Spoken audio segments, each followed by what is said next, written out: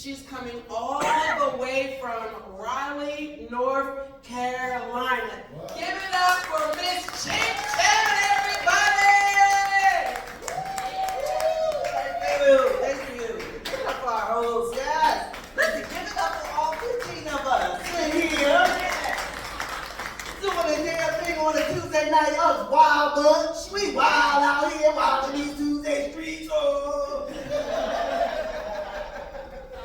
On now. Listen, I just turned 50 years old about 3 months ago.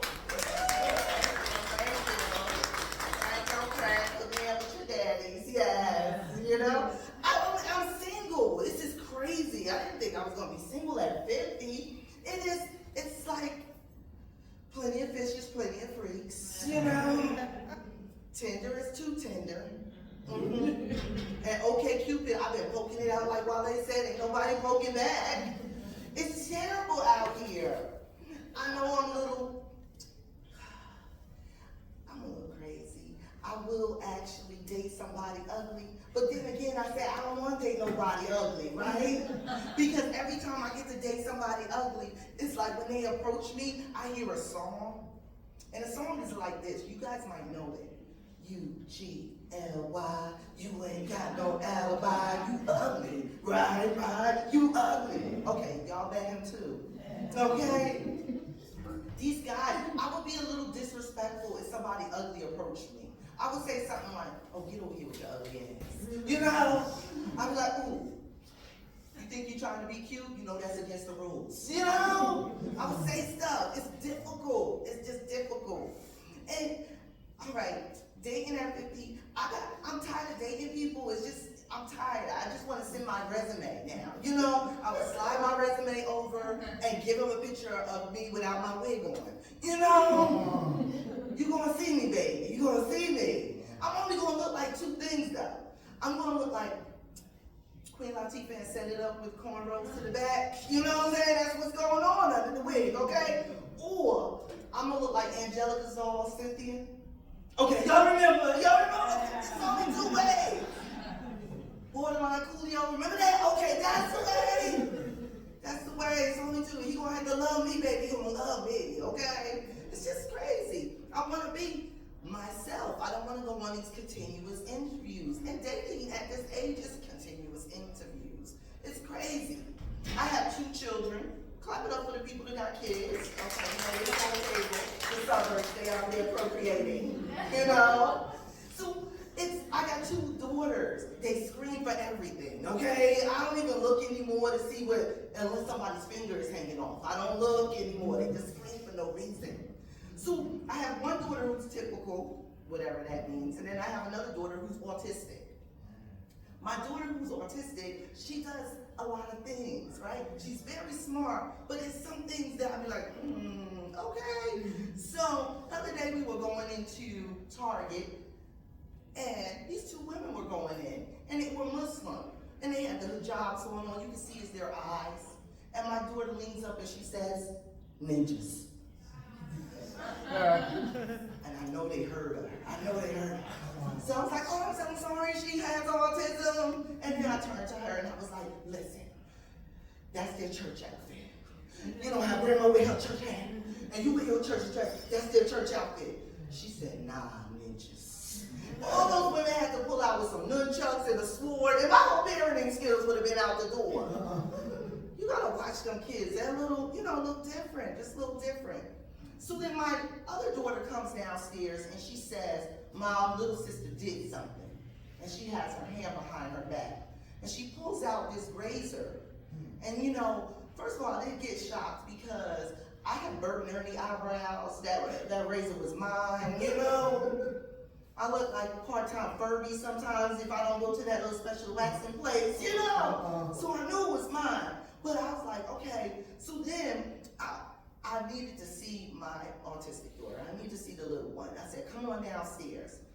And since I'm in front of white people, I'll tell you the 2 ways I say come downstairs. So one way I goes, oh my God, dear daughter, come downstairs. I'm lying because I'm black. I said, get your ass downstairs right now. When she got downstairs, she didn't turn to me. she was like sideways, but when she faced me, she had no fucking eyebrows, y'all. No eyebrows at all. Wow. And I said, what happened to your eyebrows? She said, what happened to your eyebrows? I said, what happened to your eyebrows? She said, what happened to your eyebrows? So she has autism, so it's echolally. She repeats to you like a parrot. Sometimes it's stuff that happens. And I said, yo, stop playing with me, bro. Like, you know, she understood. And I said, why am I arguing with her? So I did what any 2023 parent would do. I took a picture of her ass, you know. And I sent it to 3 people. I first sent it to her, my ex-husband. I sent it to her dad. And I said to him, he was like, what happened to my baby? I was like, oh, I don't need that toxicity in my life. Block his ass, block him. And I did that. Then I sent it to my mother, but it was after 8 o'clock at night. She's 72 years old. She was already asleep, so I know she's not going to answer till the next day. She's like, oh my God, what happened to my baby? And I was like, we solved the issue already, ma'am. We done this already. So then I sent it to my sister, and she sends back immediately. She says, girl, draw her eyebrows on. And I'm like, how do you want your niece looking like a human Etch-a-Sketch? Because that's exactly what's going to happen. As soon as I stand here with you two and draw this eyebrow on, she's going to take one swoop and swoop it off, and she's going to be one eyebrow on, one eyebrow off. Not doing it. I'm just not doing it. So what I did was send them same pictures and make a GoFundMe page, because she could be a cancer/autistic child, and we can make some money from this. You know what I'm saying? Y'all see our GoFundMe page? Just put some money in there. Put some money in there. Put some money in there. So it's like crazy stuff that happens when you're dating at this age. You have children. I'm traveling. I'm a comic. It's stuff. It's like, I think about this. The dating pool that I am dating in now is awful. Okay? The dating pool has a little like Mercer in it. It got a little flu in there. It's got some poopy in there. You know, it's got COVID 24, 25, 26, and 19, 16, 17, 18, 19. It got all that in there. And then it's just got a little drop of a pee-pee. You know, it just got in there. It's just, the dating pool is awful. It's awful. So I decided, if I gotta be in this dating pool, I'm gonna go back to my old dating pool, which is like a porta potty, and I can sanitize that one. You know what I'm saying? I know what's in that porta potty. You don't know what to do when you go in the porta potty. You hold your breath. You lock the door.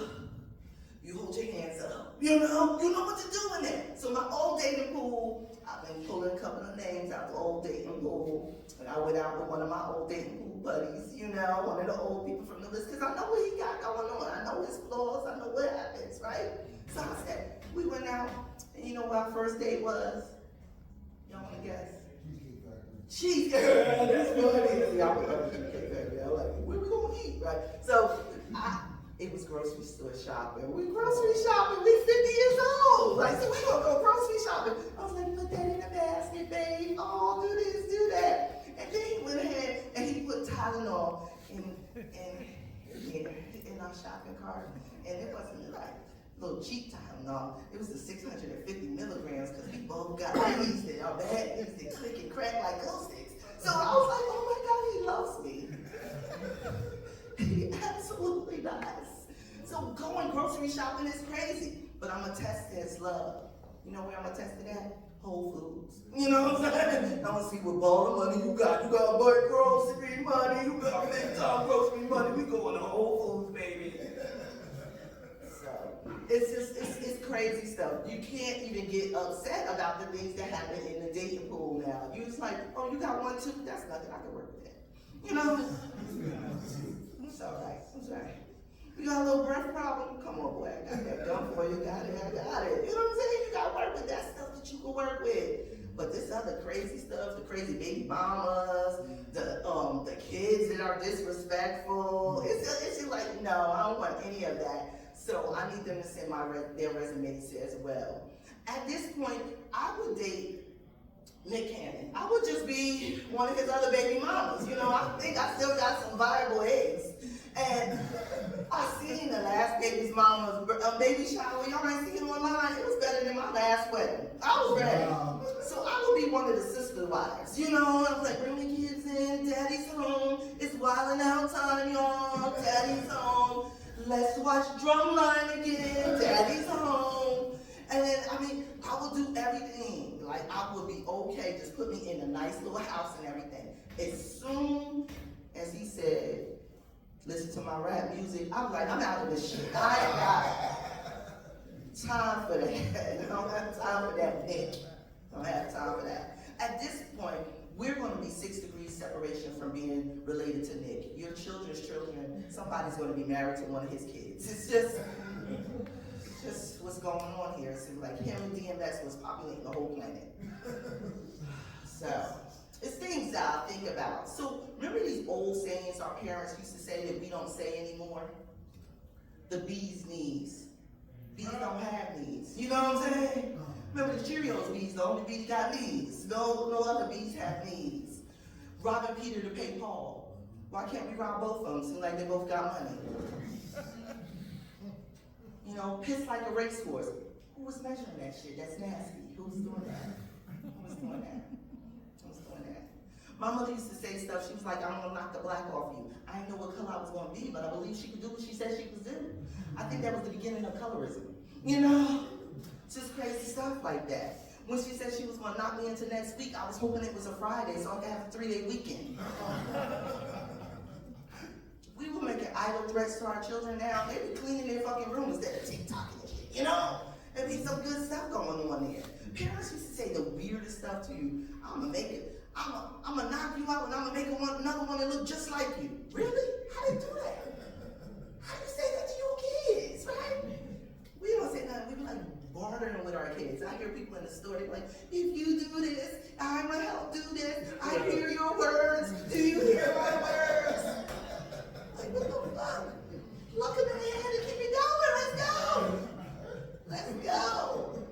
These kids is different nowadays. I tell my daughter, she's 16, I said something to her about, I was like, y'all so soft. I was like, you want to talk about, every time I turn around, she's like, toxicity, that's toxic. That's underhanded shade you just said to me. And I said, you know what, if you don't get over here and get yourself together, I said, man, light-skinned people ain't sick. You know, like she the lightest one in the house. Get over here. Light-skinned self, get yourself over here. Think you're above us. Let's get over here. It's crazy stuff. But we made these children too soft. We did too much for them. They're not tough kids anymore. They're not kids that you look at it and say, hey, do this and that. They don't know how to do nothing. I put her on the phone and I said, call, your cell phone is broken. They're going to replace it. Go over there and call them. Here's the number, call them. She cried. What the hell are you crying for? Because she don't know how to make a phone call. If I would have told her to do it online, she would have did it online with ease and no problem. Because she don't have to talk to anybody, do anything. But because I told her to have human contact over the phone, she had a vibrator.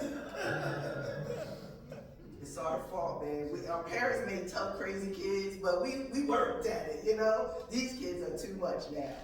So let me tell you about this last story. So I went out on my worst date ever.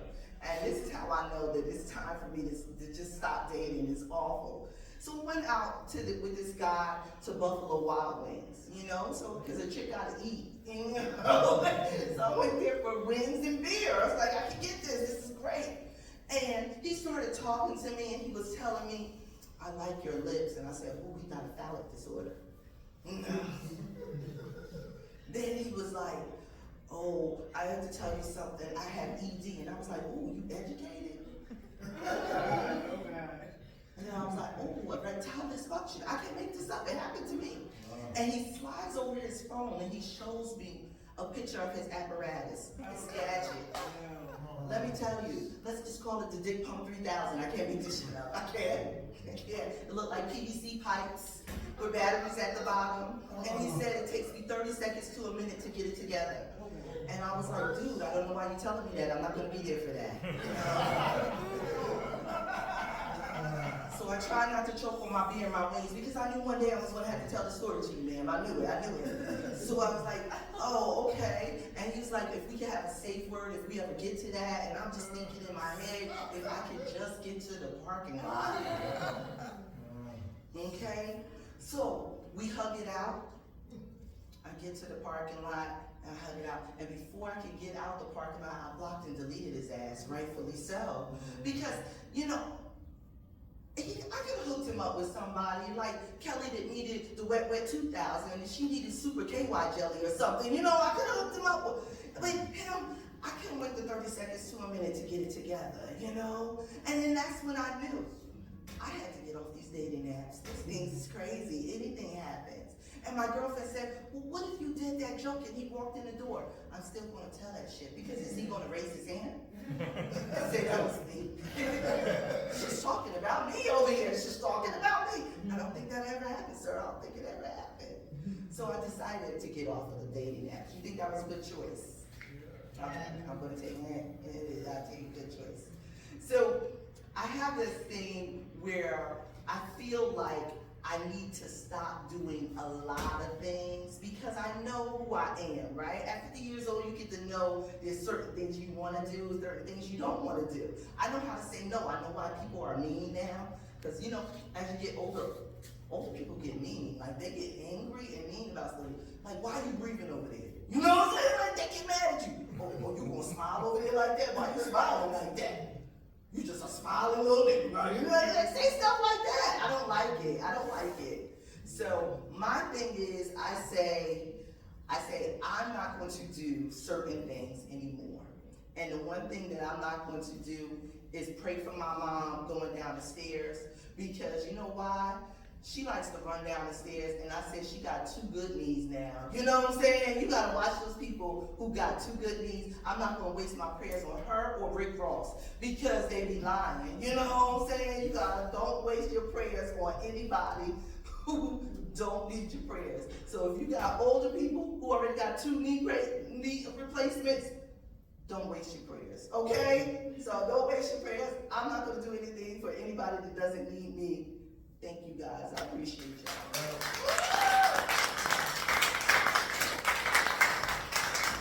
Give it up again for Miss Chad.